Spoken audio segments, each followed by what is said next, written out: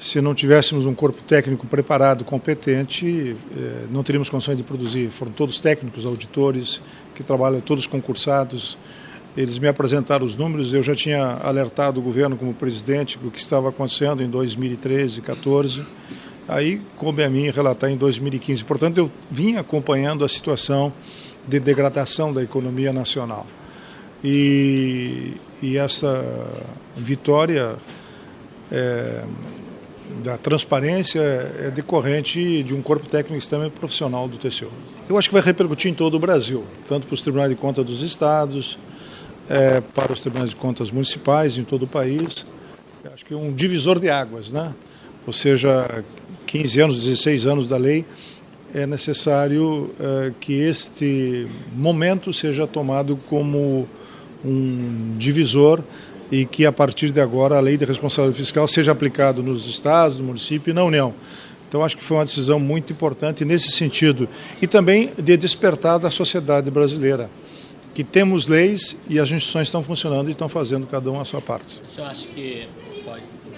Quando eu falo supérfluo, não é no sentido exatamente da palavra supérfluo, no sentido de não estar feito de forma planificada corretamente, ou seja, sem projeto básico, ou seja, inicia uma obra, não termina porque não foi feito o planejamento adequado, sem o projeto executivo. Então acaba sendo um gasto supérfluo, ou seja, começa e não termina a obra. E aí a lei da responsabilidade fiscal é importante também. E o que nós vemos muito isso no TCU é isto, ou seja, começar obras e não terminar porque não tem toda a preparação de forma adequada. Eu cito um exemplo, né? Pio Ferrovias, né? Foi projetado que se gastaria 17 bilhões, até agora não apareceu ninguém para assumir as concessões do Pio Ferrovias. Esse é um grande desafio, ou seja, se faz uma projeção de que vai se fazer tanto e depois só fica na projeção, não se faz, porque logo após que foi lançado o Pio Ferrovias, eu esperava, eu sou relator dessa área, que fossem apresentados os projetos. Aí foi noticiado, vocês devem ter acompanhado isso no Palácio, enfim, foi feita uma notícia para todo o país, e depois eu perguntei os projetos. Estamos terminando os projetos, entendeu? É nesse sentido de que é necessário ter, para anunciar alguma coisa, tem que ser feito um planejamento adequado, com antecedência, e não simplesmente anunciar somente para criar um efeito de publicidade. Temos que ter coisas concretas e espero que o novo governo possa fazer isso. O senhor acredita que A situação dos estados e municípios é muito difícil hoje. Eles estão em situação muito difícil. Portanto, eu considero era mais fácil, a partir de agora, com essa decisão do TCU, se torna mais difícil acontecer na União, porque são 3 estados que têm bancos hoje. Então, é difícil que isso aconteça nos estados e municípios. A diminuição dos ministérios e o enxugamento, eu acho que é positivo, Nós temos um paralelismo de atividades muito intensa. A ideia que eu mostrei na minha exposição da questão do centro de governo é para evitar desintegração. Há muito trabalho sendo feito por ministérios de forma dupla. Por exemplo, ontem eu já tomei café com o presidente da CNA. O pessoal do Senar tem demandas de 4, 5 ministérios para fazer cursos e não tendo conversa entre si. A ideia do centro de governo é evitar o paralelismo e tem políticas públicas que têm que ter conexão. E eu acho que esse é o grande desafio agora, a curto espaço de tempo, de como esses ministérios podem se integrar e trabalhar em conjunto e evitar desperdício de dinheiro público. Então, eu acho que o fato de diminuir os ministérios pode ter uma conexão melhor. E uma coisa que também tem que deixar clara é de que é necessário, através do centro de governo, haver uma integração entre os diversos ministérios na questão política, que é uma das questões que me preocupa muito. Bem, esse é um tema que que eu acho que a decisão de escolher um ministro para cuidar só desse aspecto vai ser muito importante, que é o ministro Moreira Franco. O fato de centrar numa pessoa é importante e num ministério que coordene isso, porque essa é uma das lacunas que nós sentimos junto ao tribunal. Agora, se vai ter estrutura e projeto para fazer isso em curto espaço de tempo é outra questão, não?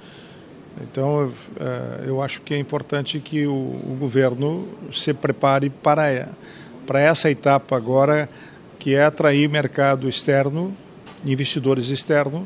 Eu até recomendei isso num acordo recente sobre a necessidade de busca de investimento externo, não desconsiderando o investimento interno, porque algumas concessões de estradas têm dado em deserto, ou seja, não tem tido investimentos interno, e eu sugeri num acordo do TCU que haja uma busca de investimentos externos para poder atrair investidores, porque o governo está sem recurso suficiente e é necessário então que alguém coordene isso e que busque esses investimentos externos para que possamos ter mais investimentos nessa área que é vital da infraestrutura nacional. Ministro, eu vou insistir numa pergunta maior.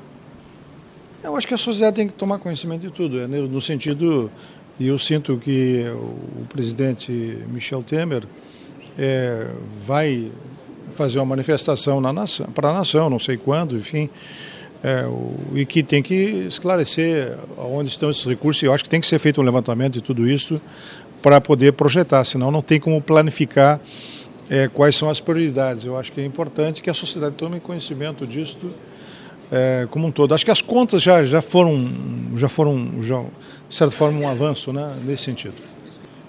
O tribunal já tem muita coisa, né, e está à disposição do governo essas informações. E especialmente de obras que são vitais para a nação, né, como ferrovias, rodovias, hidrovias, né, e aerovias, né. Nós temos que definir algumas modelagens em relação à questão desses sistemas, definir um modelo que agora o novo governo que vai se manifestar. Então, eu não quero adiantar uma questão que cabe ao executivo definir. Nós, controle, podemos dar sugestões, recomendar algumas ações, mas a posição é do executivo. O que mais preocupa em relação ao legado é de que caberia ao Ministério do Esportes, né? Eu recebi recentemente o ministro que está em exercício, estava respondendo até hoje, e senti que algumas coisas ainda não estão definidas. A gente deu um prazo, ele pediu mais prazo.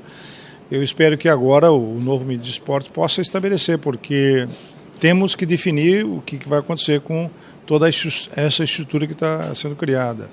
Senti que o prefeito já tem algumas ideias concretas sobre essa questão, mas ele não pode tomar decisão de forma solitária. Então, acho que o novo ministro do Esportes vai ter que se debruçar nessa matéria, mas o TCU já deu prazo, já venceu o prazo e até...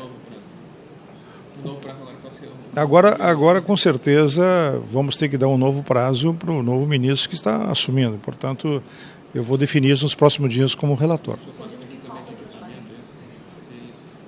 Exatamente isso. Ou seja, a preocupação em relação aos prédios, que ainda não está totalmente definido, em relação ao legado para o esporte como um todo, que me preocupa muito, e o legado em relação ao turismo, qual é o legado que vai ficar para o Rio de Janeiro, para a cidade que está recebendo em termos de turismo, vai aumentar, vai melhorar a imagem, né?